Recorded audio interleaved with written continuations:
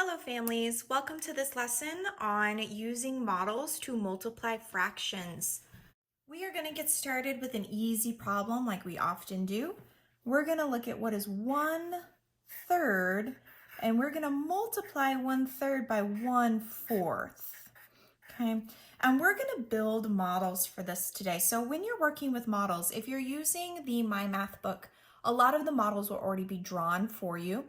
If you're using iExcel, you're going to be looking at the models on those skills. And if you're doing the deeper questions, you're going to have to draw your own models. So how the models work is you're going to draw the best approximation to a rectangle. Make it kind of just a little bit longer than it is tall, okay, or wide. And then we're going to divide this rectangle up. We're going to start with 1/3. So we're going to divide going this way, this model into thirds. So, okay, and we're going to go ahead and shade in that 1/3 that we're looking at to start with. So here's my third, and I'm just going to kind of do lines like this because this is going to be a really nice way to see the model when we do the other part. Okay, so here's that 1/3.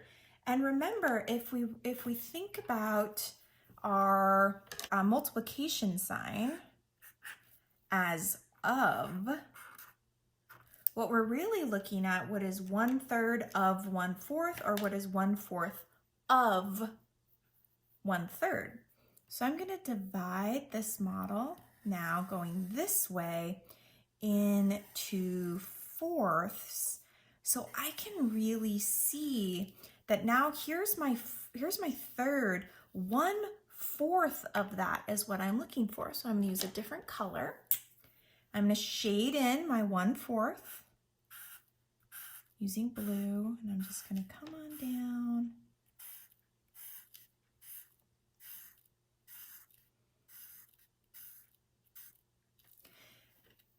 So here is 1/3.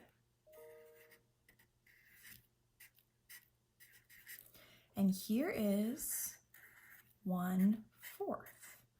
And this right here is what 1/3 of 1/4 is.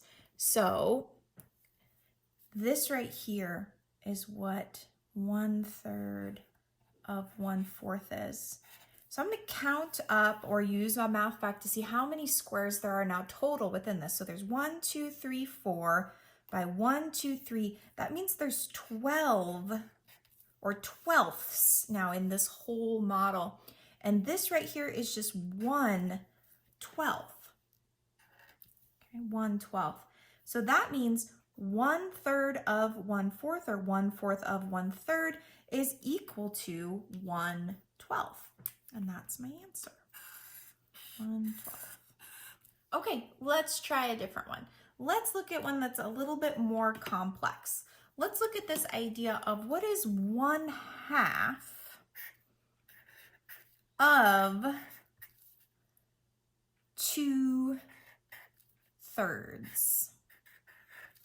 So again, I'm going to draw my model. And since I'm starting with 2/3, I'm going to go ahead and divide my 2/3. Shade in my 2/3 first. So this is my 2/3. So again, I'm just going to use some lines because if you notice, that kind of helps me really see where my answer is when I divide it up like this. Okay, so there's my 2/3.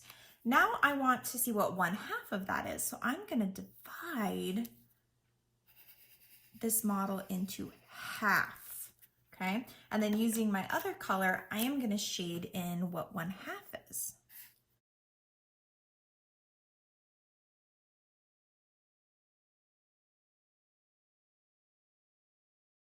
Okay, so my answer is where the two overlap. So let's remind ourselves, this was 2/3, and this was 1/2. And so I need to know what my denominator is. So I go 1, 2, 3, 4, 5, 6. So it's sixths. And what I have shaded is 1, 2. So 2/6 is what 1/2 of 2/3 is. It's 2/6 right there, right there. Okay, one more, and this one we're going to do some pausing and some thinking.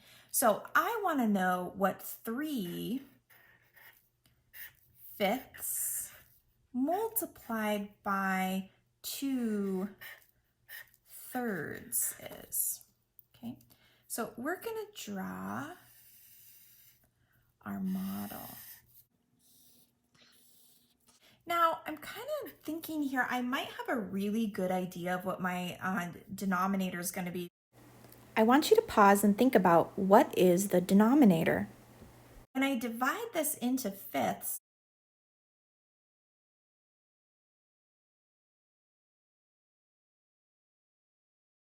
and then I divide it into thirds, which I know I'm going to be doing, I know, oh, okay, so this is going to be 5 times 3. So my denominator is going to be 15. Now I just need to find my numerator. So again, I'm going to start by first shading in the 3/5.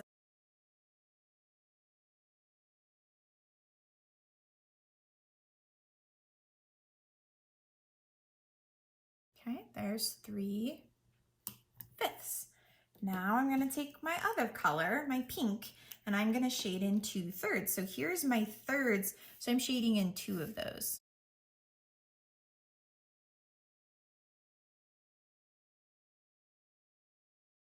Okay, so I already know it's going to be 15ths. So now I have to see how many 15ths there are. And it's going to be 3 by 2/15. So 3 times 2 means I have 6/15. I hope some of you are starting to see the pattern. I want you to stop for a moment and think about what is the relationship between the numerator in the two factors and the numerator in the product, and the denominators in the two factors and the denominator in the product. Okay, families, it's now time to do some practice. Remember, I've given you 3 choices this week. You can choose from your My Math book pages, both pages front and back, the iExcel skills, there are 2 of them posted, or the deeper questions. For those of you who choose deeper questions, these are supposed to be challenging. You need to take your time.